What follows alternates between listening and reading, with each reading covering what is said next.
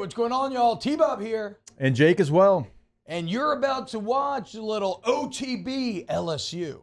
We're going to give you all the latest, greatest between LSU football, baseball, women's basketball, softball, and everything in between.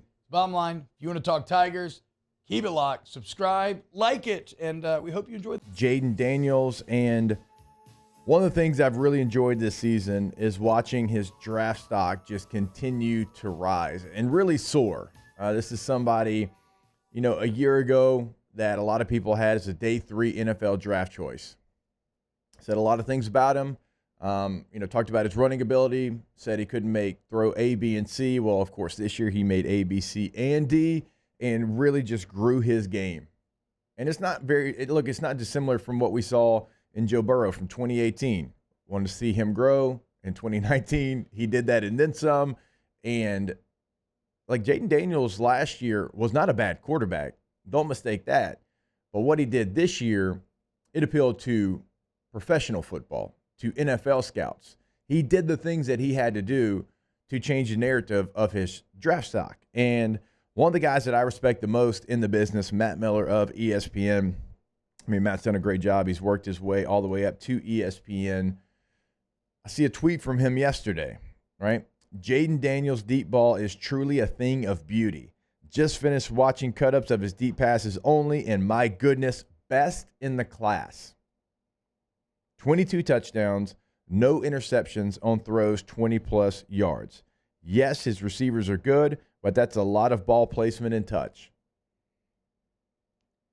Jayden Daniels, the quarterback that a year ago, you're begging him to throw the football deep, begging him to push the ball down the field. Well, not only does he work on that, now you've got NFL draft experts saying he's the best deep ball thrower in the class. 22 touchdowns, no interceptions of 20-plus yard throws. That's elite at its highest level. And he has put himself now into a conversation of, without a doubt, being a first-round pick, but how high can he go now? Like, what is the ceiling for how high he can get drafted? I don't know, right? I know this is a quarterback-heavy draft. I mean, I saw guys telling me earlier in the season that Caleb Williams was a better prospect than Joe Burrow and Trevor Lawrence. I saw one guy say that he throws it better than Joe Burrow and Trevor Lawrence and runs it better than Lamar. That was an actual thing that I saw from somebody who gets paid to talk about the NFL draft, right? And Caleb Williams, I think, is a really good football player. His skill set, it's not refined, and some people would push back on that. It's not. I mean, there's some chaos to his skill set. Now, that's okay. You can have some chaos to your skill set. Patrick Mahomes has some chaos to his skill set. But it is going to be fascinating to see where Jayden Daniels can play himself in this NFL draft. And another question came in for Matt Miller because he was praising Jayden Daniels. And one of the guys on Twitter says, okay, well, where do you have him and Michael Penix when you're comparing them? He answers, I have Daniels firmly ahead of Penix, firmly ahead of him. So when we start looking at quarterbacks, Caleb Williams, Drake May, some of those names that we've heard for like 2 or 3 years, they might be ahead of him, but Jayden might have his opportunity. Now, I don't know if he's going to play in the Senior Bowl. He's been invited to the Senior Bowl. That would be, I think, beneficial for him if he's trying to fight his way back. Now, if he's getting word that he doesn't need to go to the Senior Bowl, then I think he's going to do okay there. But where do we think the ceiling for Jayden Daniels can be in the draft? I think he's top 10 for sure is the ceiling. Fair or unfair, I think had LSU had more team success, he'd probably shoot up the draft boards like Joe Burrow did a couple years ago. But he's going to be a top 10 pick in my opinion. Matter of fact, I saw a mock to the Saints a couple days ago because they have the number 9 pick right now. Yeah, I saw that as well. I don't know if he will be a top 10 pick, but there's a lot of people that are mocking it right now. As far as the whole Penix thing, I would also have Jayden over Michael Penix before the season. No. Look, it's one of those things where it's like, are either of them finished products in the passing game? No, even though Jayden's a lot better this year than he was last year. He runs the ball a lot better, so that's there. Penix is basically no threat to run the football. Also, if you watch that Pac-12 championship, while Penix was good, he has a tendency to throw the ball off his back foot a little bit too much, as a matter of fact. That's going to hurt him in the NFL. I think Jayden's gotten a lot better with his mechanics, and look, say what you want. Everybody's like, oh, well, the pro days and all that. People love mechanics in the NFL. I mean, you hear it all the time with people coming out. And right now, Jayden's probably got the better mechanics of the two, even though Penix has a bigger arm. So I think the NFL scouts, they're going to value that. So I think Jayden actually does go ahead of Michael Penix.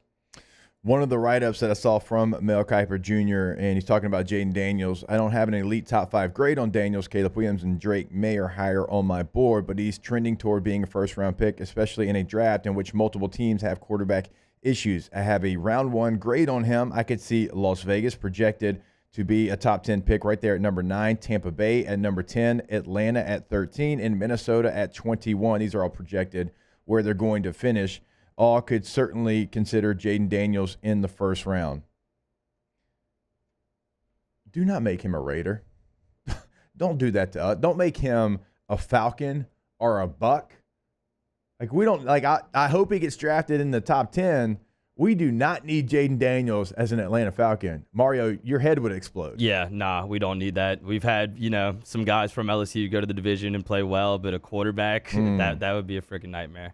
Yeah, Especially a Heisman winning. We don't, like, if I had to choose 2 of the 4 that you can't play for, you can't play for the Raiders, you can't play for the Falcons.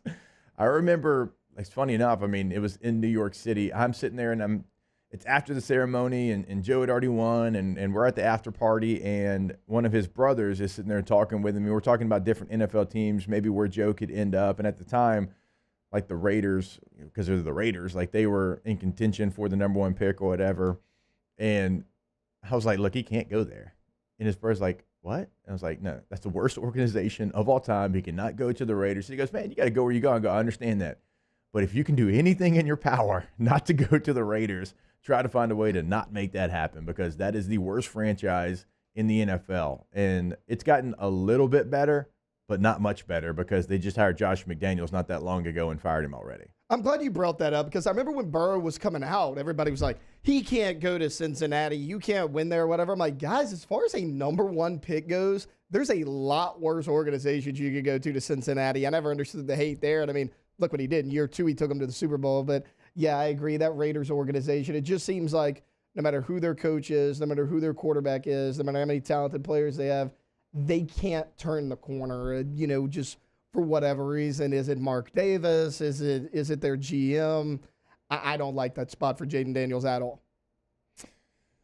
I don't know what it is. I mean, it's been like, think about now, obviously, like this isn't all the team's fault, but like I saw the way that, Jamarcus Russell and how that went, and Lane Kiffin was the head coach at the time. Like that's one, and maybe I'm too biased there. But like Darren McFadden was one. I was like, Darren McFadden's going to play however long he wants to play, 12 years at the running back position in the NFL, going to be a stud for 10 of those years, and then, going to be a quality player for his last 2. Like that's the lowest thing I can see for Darren McFadden. But you go to Oakland.